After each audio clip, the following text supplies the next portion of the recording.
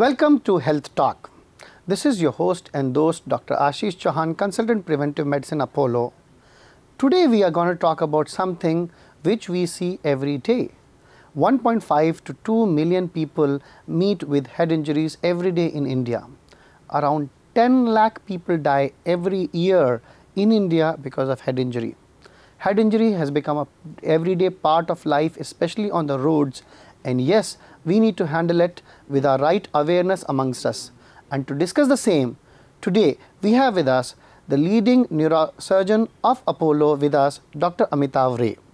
Dr. Amitava Ray is a graduate from Calcutta Medical College and has done his fellowship and FRCS from UK and Canada. Welcome, Dr. Amitava. Thank you, Ashish. Thank you. So this statistics of 1.5 to 2 millions of head injury, it's too mind-boggling, Dr. Amitava. What is your comment about it? How often do you see head injury? Well, you know, Ashish, head injury is a part of our daily life here. And there is a personal note that I would like to share with you. I practiced neurosurgery in the West for 17 years.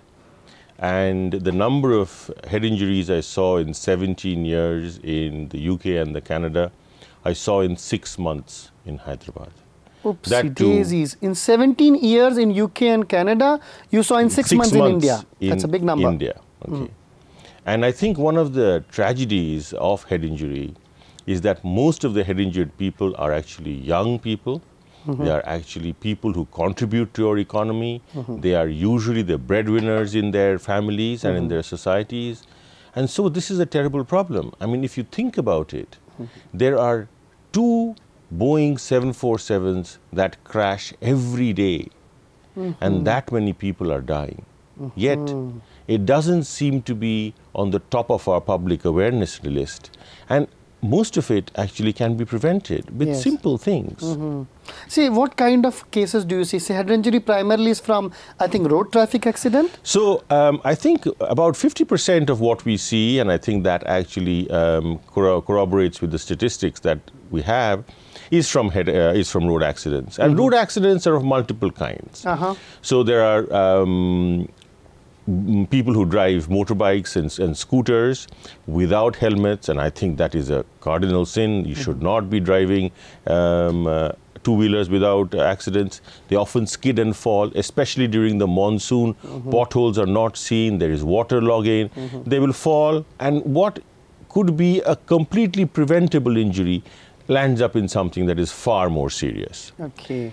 The other kinds of injuries is actually caused by drivers who are not paying attention to the roads. Some people are watching Google Maps while driving. Some people are talking to other people. And you must realize that even if you have hands free, it is not good enough because you are distracted. You might be getting some news, you might be talking to people, you might be emotionally attached to who you're talking to. And that is not the right frame of mind where you should drive in. Okay.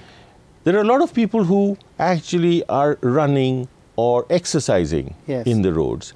And you will see most of the runners will use headphones with noise cancelling. So they do not see that, they do not hear a bus is approaching. They do not hear that there is a bike round the corner.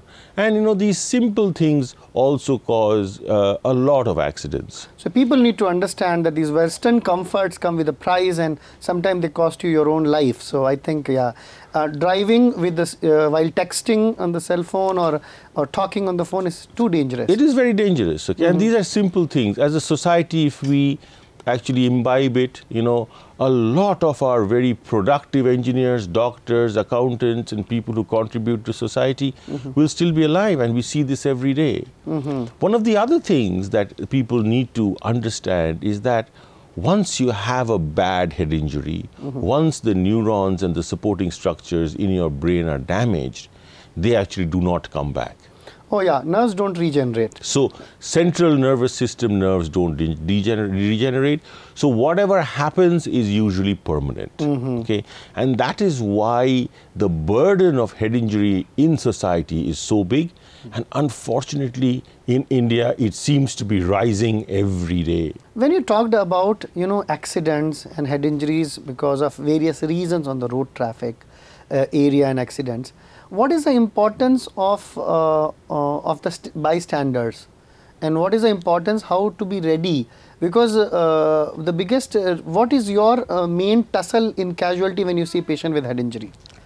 So one of the things that is absolutely imperative is that anybody who has any kind of head injury comes to casualty. Okay, and comes to a casualty of a hospital where they are seen by somebody who deals with head injury all the time. I mean, in the urban cities, it is fine. There are lots of neurosurgeons. I realize that in the peripheries, you may not have all neurosurgeons, but there are a few general surgeons also who are very competent, who can deal with the initial management of head injury. So as I said before, because head injury leaves a permanent mark on not only on the person and not only on his family but on society at large, it is important to do what we can do very early on. Okay. A lot of head injury, actually when people have the head injury, are not very bad. They are conscious, they are talking, they are moving around. And it is often neglected. I was okay, doctor, I fell down, I was okay. But what happens in head injury is that a blood clot starts forming within your head at the point of the injury. Okay. And this blood clot slowly increases till it reaches a point when the pressure inside your head goes up and you become unconscious. Okay. Now, this is extremely dangerous. You know, there are a lot of patients, and I'm sure, Dr. Ashish, you will have personal experience of several people who actually came back from office and then went to sleep and did not get up the next morning. Yes, absolutely. And that is because this blood clot got to a critical size when they were sleeping. So obviously they were asleep, they slowly slipped into a coma, and then with time they died. Okay, so you're talking about lucid interval. I am talking about lucid interval. For the benefit of viewers, Dr. Amitava Ray is talking about lucid interval, and what is lucid interval is the time whenever some kind of any injury has occurred, patient will have a major bleed which is going on inside the brain, but patient is absolutely normal. So when you're normal, you think nothing is happening and I don't require admission or observation, and that is where we do the biggest mistake, because within 2 to 3 hours or within 4 hours, the small bleed becomes a big bleed, and that finally gets a patient into coma, and finally we lose the person. So important, anytime there is a head injury, what do you say, Dr. Amitav? Whenever there is a head injury, admission and for observation is a must, and how should we go about it? Yes, I think better safe than sorry. Better safe than sorry. We must admit, we must first assess the patient, do the necessary investigations, and then we must admit. Because sometimes what happens is that the initial scan will be completely normal or near normal. Okay. Because the blood clot hasn't formed, so you don't really know. But if you observe the patient, you will note that the Glasgow Coma Score, or the score that we use to assess head injury, will slowly start dropping. You will know that the consciousness is dropping, and people will be alerted to the fact in a hospital environment that, look, the Glasgow Coma Score is dropping, let us actually do something about it, let us repeat the scan, let us call the neurosurgeon. I think it is imperative, please, you know, one of the messages that we need to pass is that when people come, okay, remember, it might be the only chance you have. Okay? The only chance you have. The only chance you have. Because once you become unconscious, you know, the ability for you to recover from something like that goes down. The ability of yours to lead a normal life goes down rapidly. Yes. Therefore, it is the only chance you have. Please take the chance. And in most cases, if you are early and if the neurosurgeon has seen you and you get all your investigations, and even if surgery is required, 95% will go back to a normal life. Praise God. So yes, reaching a doctor earlier is something very important. Finally, listening to a doctor is very important. And if needed, I think when in doubt, always admission for observation for say first 24 hours is something which we need to keep in mind. Yes, okay. I think that is one of the head injury guidelines, okay, that we need to observe for 24 hours. And there are certain signs, even people at home know that there is something going on. So a lot of these head injury people after head injury will be vomiting.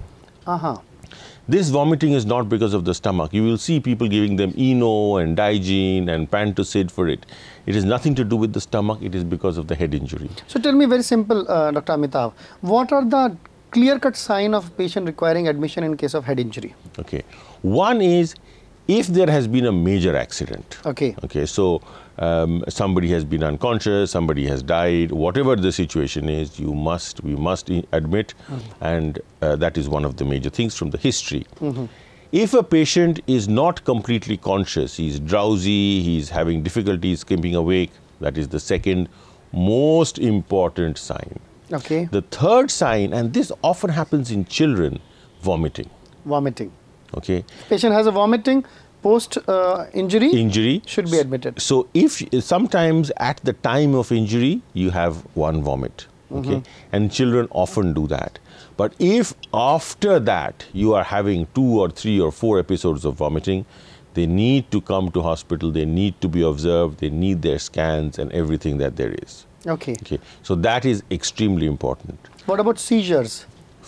Third is seizures. You might have seizures, okay.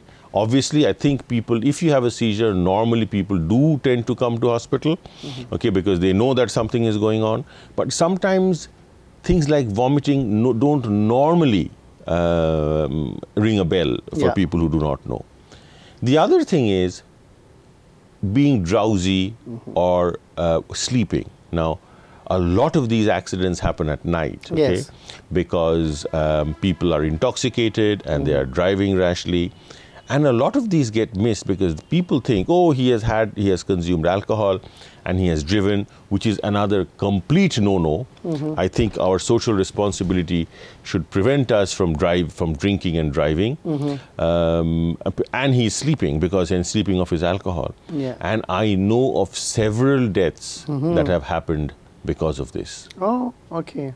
So yes, I think drinking and driving is strict no-no, and definitely in road traffic accident time, you have the signs and symptoms which Dr. Amitava Ray has told to be considered and kept in mind and get admitted. What if there are financial constraints and patients want to avoid admission? What is your take on that? You see, I think where the CT scan is normal. I think now people start using the Google knowledge. So this is a CT scan is normal, my patient is okay. Patient is being admitted for no specific or good reasons. How would you want to counter that? Do you think still you can let them go? And now it also, see, ideally no.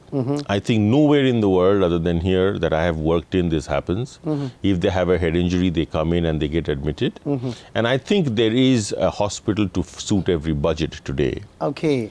So whether you go to the big corporate hospitals, the small corporate hospitals, the nursing homes, or the public sector, and understand the public sector hospitals are overfull with people, but they have competent doctors who can actually help out in these kind of situations. I'm very happy with that point which you have put, Dr. Amitav.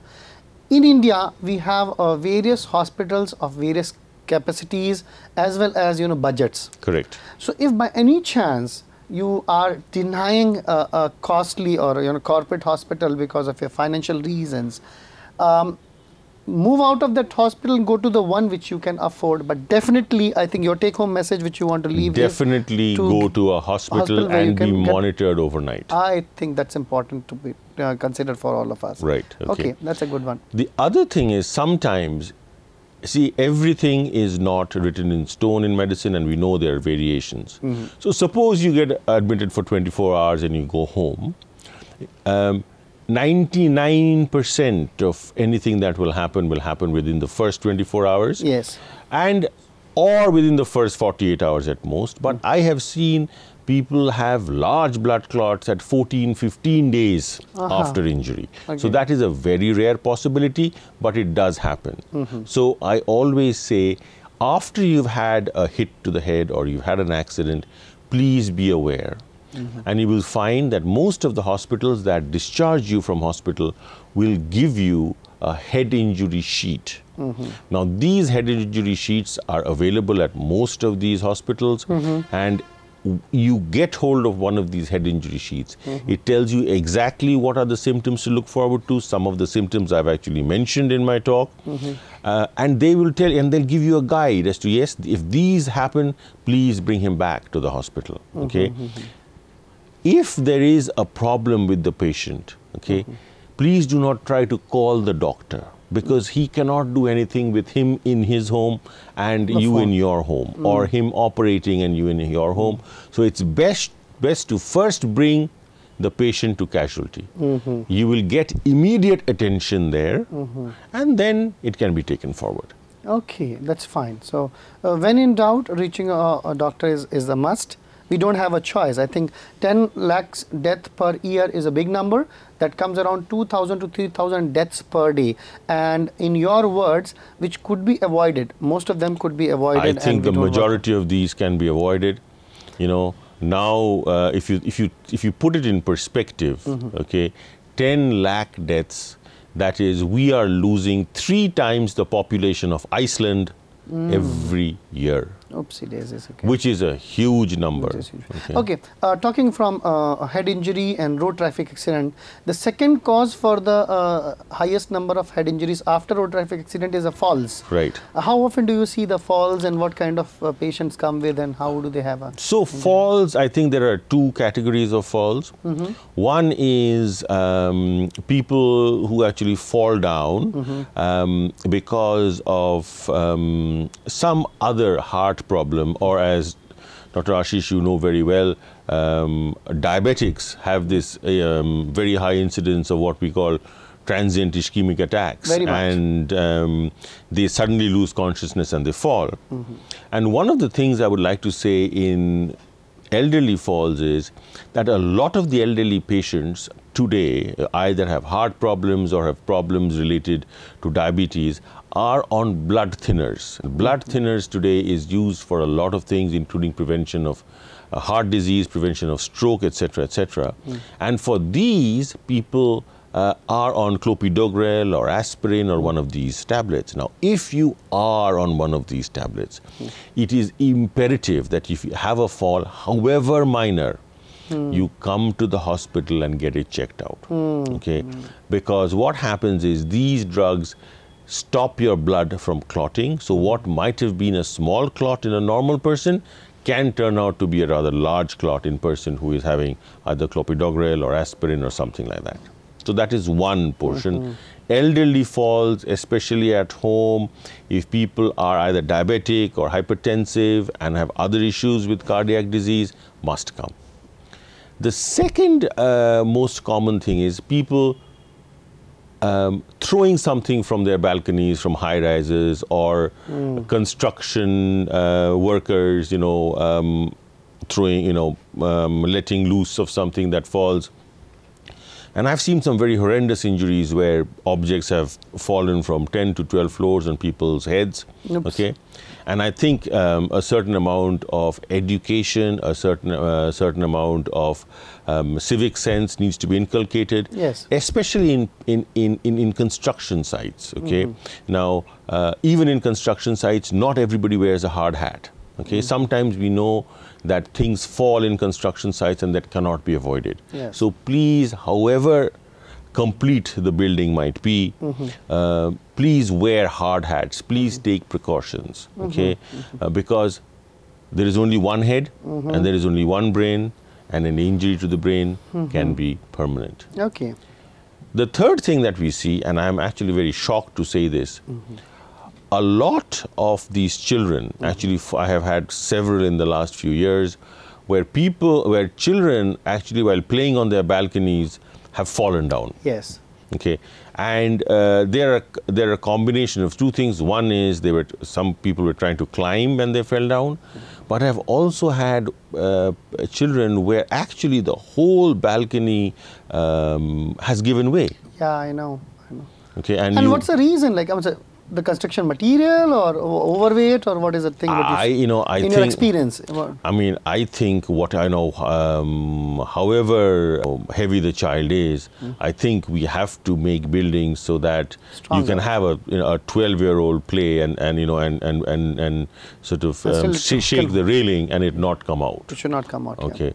So I mean, there were these two guys who were playing on the 4th floor of a building, and I think you saw the patient, and someone accidentally bumped the railing gave way, he fell down 4 floors. Okay. Oops. I am very happy to say that he came on time and somehow we saved him, but he lost 1.5 years in school. So these things do happen, and I think that is something that we sort of need to address as well. I think people don't understand that everything that we do impacts somebody else's life, either in a very positive way or sometimes in a very negative way. So that is something that we can obviously prevent as Indian citizens. Sure, yeah. makes sense.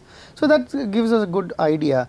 In all these experiences, how I mean, 4th floor, the fellow fell off. So probably the construction was damaged, and people say, what I'm trying to get at is, how much do you realize our Jugadu approach is kind of responsible for it?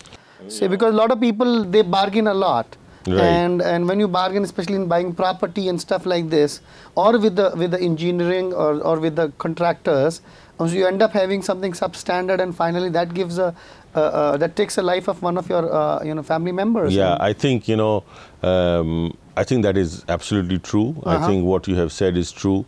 I think a lot of this should not happen, and I think regulations are now being put in place. I think I think the builders are now being taken to task, for building that is not worthy. But I think a process where a rigorous check of every building happens before actually issuing the completion certificate might get rid of some of the evils in the system that exist, and I think that will happen. I think it's just a matter of time. I think we are moving in that way right now. Okay. When you see a patient in casualty, Dr. Amitava, how much do you realize is the importance of having insurance?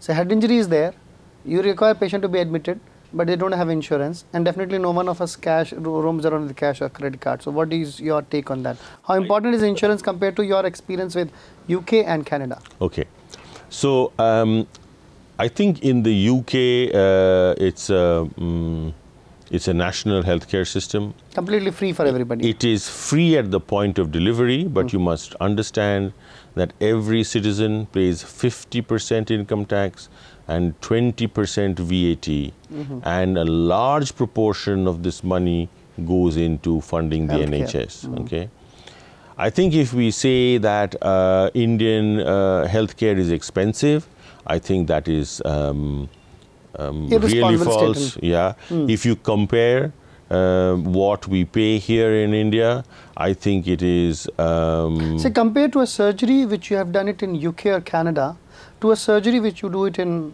a corporate hospital here in India, what is the cost difference? I think India is about 10% the cost of the US. 10%? Yes. So in US, in UK and Canada, it's 10 times more costly. Yes. We are giving the surgeries at 10 times lesser cost. Yes. In any corporate hospital. In most corporate hospitals. In most corporate hospitals. Okay. And still people perceive it as costly. Yeah. So because of our earnings and our mainframe, yes. People think it is very expensive. It is actually not. Say I got one of my relatives get a stenting done in US. It was $70,000, around 50 lakh. And I know in the experienced hands in any corporate in India is done on less than 10% of that. So, correct. So 3 to 4 lakhs it does the work. Yeah. So people need to understand. If you want a quality, probably you'll have to understand that it comes with a price. Price, exactly. So I think there is healthcare is a very touchy issue now, as you know. Not only in India, it's around the world. It's very touchy.